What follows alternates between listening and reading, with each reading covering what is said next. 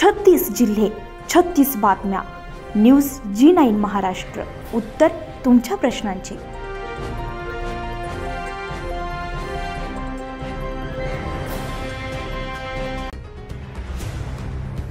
अंजनगाव सुरजी तालुक्यातील बाग येथे उपोषणाला बसलेले रोडच्या मागणीसाठी नागरिक उपोषणाला बसलेले होते.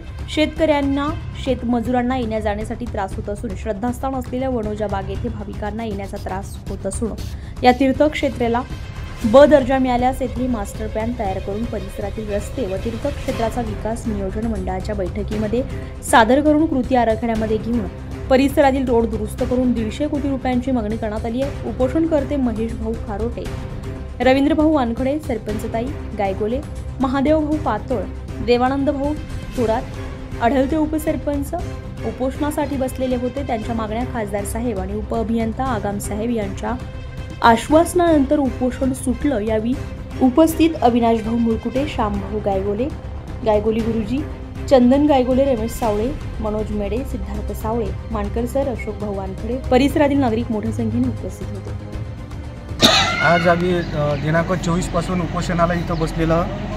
येवदा ते सातेगाव हा रस्त्याची खूप मोठ्या प्रमाणात दुर्दशा झाली.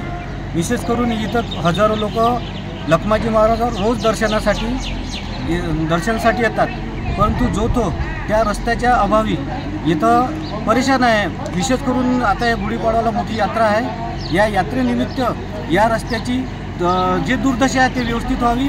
वेळोवेळी संस्थांनी, आम्ही स्वतः आणि ग्रामपंचायतने कागदपत्र त्याची पूर्ण मागणी केली की रस्ता दुरुस्त व्हावा, परंतु याकडे सार्वजनिक बांधकाम विभागाने कुठल्याच प्रकारचं लक्ष दिलं नाही. त्यासाठी आम्ही सर्व हे ग्रामस्थ सातही गावचे आज लखमाजी महाराज संस्थानला अभिवादन.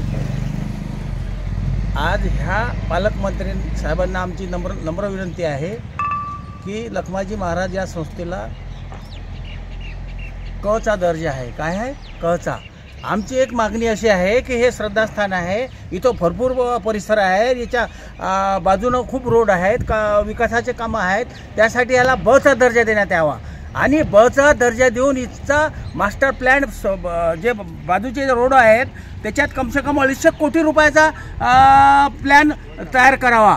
कारण की 250 कोटी रुपये जर मिळाले तर इथचा आजूबाजूचा परिसर आणि ह्या मास्टर प्लॅन तयार करून या मार्च एंडिंगच्या कृती आराखड्यात आणि नियोजन मंडळाच्या बैठकीमध्ये सादर करावा. तसेच लोकप्रतिनिधींना आमची विनंती, हात जोडून विनंती आहे की या परिसराला हा श्रद्धास्थान आहे आणि इथं सर्व लखमाजी महाराज, गाडगे महाराजांचे श्रद्धास्थान आहे आणि तीर्थविकास क्षेत्रामधून हा निधी 250 कोटीचा प्लॅन तयार करून आपला निधी लोकप्रतिनिधी सादर करावा आणि याला या परिसरातल्याला न्याय द्यावा, शेतकऱ्याला, शेतमजुराला न्याय द्यावा आणि श्रद्धाळू लोकांना न्याय द्यावा अशी मागणी आहे. जर ही मागणी पूर्ण न्यूज G9 महाराष्ट्रासाठी रमेश सावळे, अंजनगाव सुरजी.